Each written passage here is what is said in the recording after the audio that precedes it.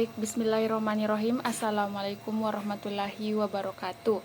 Perkenalkan, nama saya Khalizatul Mujahidah dengan NIM 220222071. Saya dari kelas reguler 2. Di sini saya ditugaskan untuk menjelaskan bias-bias dalam pengambilan keputusan dari mata kuliah strategi pengambilan keputusan. Nah, langsung saja saya akan menjelaskan apa sih itu bias-bias dalam pengambilan keputusan. Nah, bias dalam pengambilan keputusan adalah kesalahan sistematis atau jalan pintas mental yang mempengaruhi cara Anda menafsirkan informasi, memutarkan pilihan, dan membuat keputusan informasi. Nah, bias dapat disebabkan oleh emosi, motivasi, keyakinan, atau pengaruh sosial.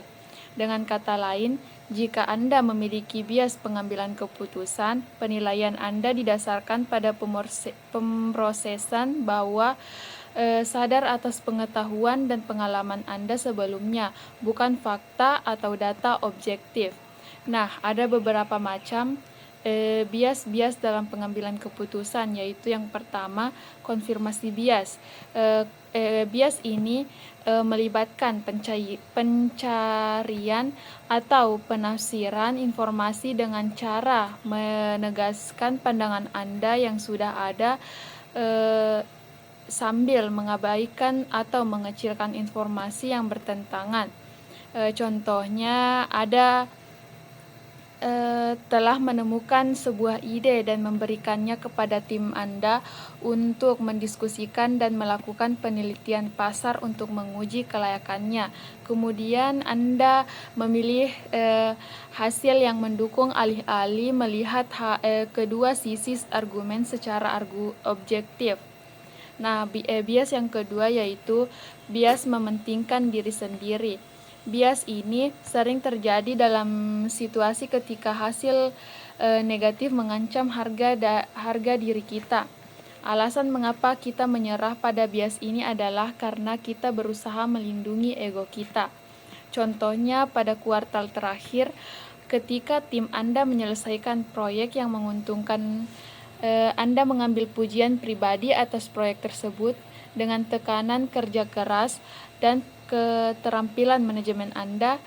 Pada kuartal ini, tim Anda tidak mencapai beberapa KPI penting, dan Anda menyalahkan faktor eksternal dan strategi perencanaan yang buruk di tingkat manajemen perusahaan. Nah, bias yang ketiga yaitu bias penjangkaran.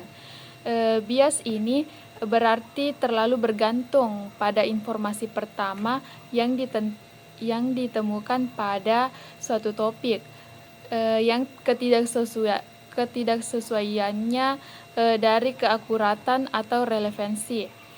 Contohnya, misal Anda sedang dalam berproses pemanasan rekan kerja baru. Anda memperhatikan kandidat dengan program perangkat lunak tertentu, mengajukan beberapa pertanyaan tentang topik tersebut, dan mengabaikan keterampilan atau kualitas penting lainnya yang dimiliki oleh kandidat tersebut. Nah, bias yang keempat yaitu ketersediaan bias. Bias ini membuat kita lebih mementingkan informasi yang dapat kita akses atau ingat dengan mudah. Contohnya, rasa takut terbang karena kecelakaan pesawat. Meskipun kemungkinan besar kematian dalam kecelakaan mobil jauh lebih tinggi, tapi tidak banyak orang yang takut menggunakan mobil sebagai alat transportasinya. Nah, selanjutnya bias yang kelima yaitu berpikir secara berkelompok. Bias ini memiliki fenomena psikologis di mana orang mendukung pendapat yang dominan sambil menyembunyikan pandangan mereka sendiri untuk menghindari konflik atau mempertahankan konteks. Contohnya seperti perusahaan yang akan meluncurkan kampanye pemasaran tentang topik yang sensitif. Selanjutnya, bias yang keenam yaitu bias status quo, yang mengacu pada preferensi terhadap keadaan saat ini dan penolakan terhadap perubahan.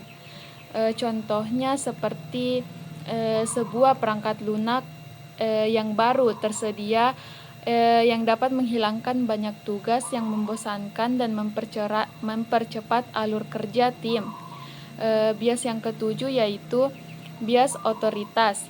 Bias ini dapat membuat kita lebih mempercayai pendapat atau tindakan orang lain yang kita anggap berwenang. Contohnya seperti atasan kita yang meminta kita untuk melakukan tugas yang menurut kita banyak kekurangannya, karena atasan kita adalah figur otoritas bagi kita. Nah, kita menjalankan tugas ini mengabaikan masalah dan tetap diam tentang masalah kita.